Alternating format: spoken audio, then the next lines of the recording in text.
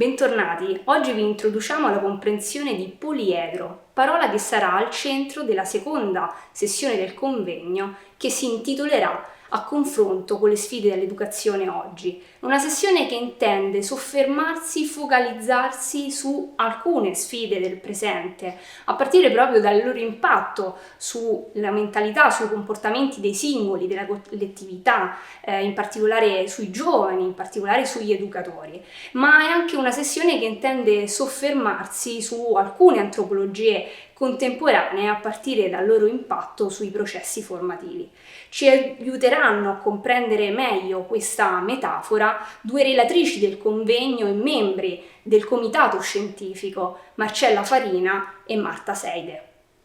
Professoressa, perché è stata scelta la metafora del poliedro per la seconda sessione del convegno intitolata A confronto con le sfide all'educazione oggi? Il poliedro è una figura geometrica e la geometria, etimologicamente parlando, indica la misurazione della Terra. Questa figura geometrica è utilizzata anche come modello interpretativo della realtà, perché ha questa specificità rispetto alla sfera, che pure è un modello interpretativo della realtà. Però mentre la sfera dice l'uguaglianza, quindi l'equidistanza di ogni punto dal centro, il poliedro con le diverse facce che lo compongono, e più sono le facce più diventa complessa la figura del poliedro, indica appunto la realtà nella sua complessità, nella sua molteplicità, rispettando la singolarità di ciascuna faccia. In questo senso abbiamo preso la figura del poliedro per parlare delle antropologie di riferimento in questo nostro convegno, appunto perché il poliedro dice come la persona umana è un mistero e non c'è nessuna definizione, narrazione, categoria che può esaurirla. Quindi è un mistero non perché sia enigmatica, ma perché è trascendente, cioè non può essere rinchiusa in nessuna categoria. Anche le scienze che vogliono approfondire l'umano, pur nel loro sviluppo, perché ogni scienza ha arricchito lungo i secoli l'esperienza di ricerca sulla persona umana, ogni scienza, non esaurisce il mistero dell'umano, ma ne applica, possiamo dire, una coordinata, ne fa una fotografia, ne traccia una dimensione, ne offre, la ricchezza dalla sua prospettiva. E nella loro molteplicità le scienze arricchiscono questa consapevolezza della persona circa il suo mistero. Noi vogliamo appunto nel campo, educativo, sottolineare questa dimensione. Ogni aspetto dell'essere umano è degno di essere preso in considerazione e quindi è degno di essere accolto nella tematizzazione dell'umano, anche quegli aspetti che possono sembrare paradossali, contraddittori, perché l'esperienza umana è fatta anche di contraddizioni. Nella sua molteplicità l'esperienza umana porta risorse, bellezze, elementi positivi, valori, ma porta anche indicazioni che dicono aspetti negativi, perché questa è la storia, questa è l'esperienza umana. Quindi noi vogliamo sottolineare questa molteplicità su cui l'educazione deve fare molta attenzione, perché l'educazione deve promuovere la singolarità della persona nella sua genuinità, nella sua ricchezza e farla crescere. Certamente tenendo conto anche che ci possono essere quei lati, quegli angoli oscuri dell'esperienza umana che vanno tematizzati e vanno presi in considerazione. Quindi possiamo dire, con il poliedro dell'antropologia vogliamo sottolineare che ogni persona è una singolarità, è una peculiarità nell'universo, è una ricchezza dell'universo e nessuno di noi nasce fotocopia, come direbbe Carlo Acutis, ma purtroppo potremmo diventare fotocopia ed è appunto il rischio che noi non vorremmo che capitasse nelle nuove generazioni, come non deve capitare in noi che siamo il mondo adulto. Ciascuno deve risplendere nell'universo con la sua bellezza, con la sua singolarità, con la sua risorsa di umanità con cui umanizza l'universo. Come la questione antropologica interpella e stimola il confronto con le sfide educative contemporanee? Il faut dire avant tout que l'éducation n'est pas neutre. L'éducation est impensable sans un projet sur l'humain, qu'il soit implicite ou explicite.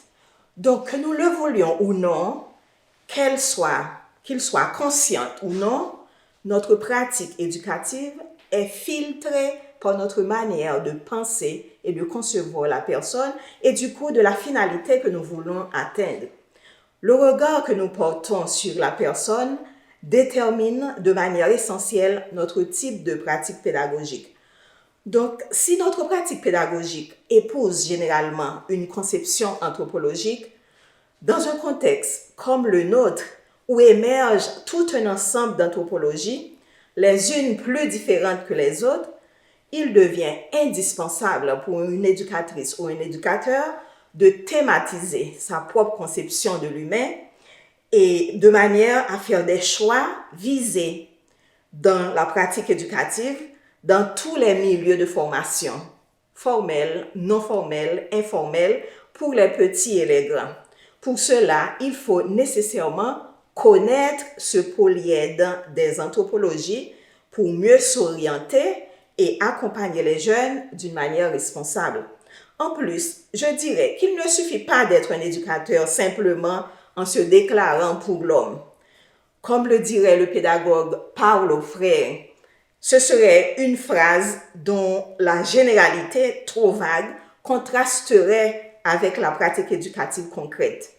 Pour ne pas rester dans le neutre, l'éducatrice ou l'éducateur doit faire des choix. Il doit prendre position, avoir des principes moraux qui auront leurs limites. C'est une éthique. L'éducateur ou l'éducatrice doit révéler aux jeunes sa capacité d'analyser, de comparer, d'évaluer, de décider, de rompre. Il faut montrer la capacité à rendre justice à la vérité, à ne pas faillir au respect de la vérité pour la mode. Cette manière d'affirmer et d'assumer ces décisions est pour l'éducateur et l'éducatrice aussi un outil éducatif dans le sens que les jeunes apprennent eux-mêmes à analyser, à comparer, à décider. Il ne s'agit pas d'endoctrinement, il s'agit vraiment d'aider les jeunes à promouvoir, cultiver leur propre talent et leurs rêves d'une manière autonome. L'éducatrice ou l'éducateur doit être en mesure de répondre à la question toujours nouvelle, à savoir, quelle vision anthropologique nous permet-elle d'être là, présent au milieu des jeunes, dans la responsabilité, la créativité, la liberté, pour promouvoir leur croissance au jour le jour en relation avec les autres. Donc, cette deuxième session du congrès nous offre les clés interprétatives pour ce parcours. Nous vous attendons. Ne ratez pas cette occasion. À bientôt.